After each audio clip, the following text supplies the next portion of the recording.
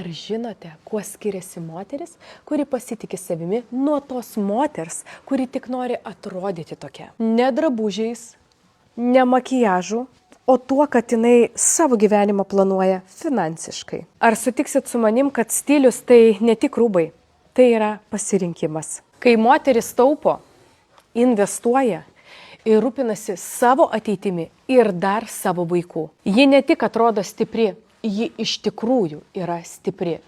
Labai dažnai man užduoda klausimus, moteris, iš kur semtis to pasitikėjimo? Moteris, mano mielosios, pradėkite nuo savęs. Pradėkite investuoti, taupyti ir būti atsakingus už save ir už savo vaikus. Būkite tiesiog nepriklausomos nuo savo vyrų, nuo partnerių, nuo mamų, nuo tetų, nuo tėvelių. Būkite tos, kurios pačios užsidirba ir pačios nusipirka. Ir tokius vyrus pritrauksite pačios, kurie norės ne išlaidauti, o tiesiog jums dovanoti. Ir kai aš matau moteris, kai jos sako, ai, dar spėsiu, man nereikia, čia ne man, gal aš net nusipirkusi tą ar aną, nebūsiu laiminga, žinot ką? Visada noriu pasakyti, kad laikas yra brangiausias mūsų turtas. Vat užsirašykite šitą sakinį savo ant kaktos, ant telefono, ant kompiuterio ekrano, ant šaldytuvo, ant tiesiog veidrodžio. Laikas yra brangiausias mūsų turtas.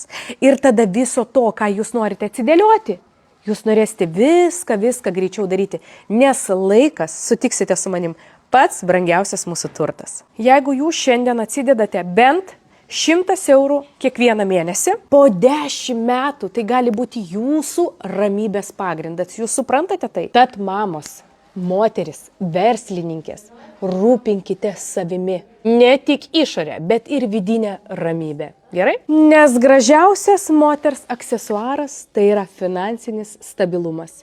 Ir kas galėtų man tai paneigti? Kai moteris yra finansiškai stabili, jinai nieko nebijo.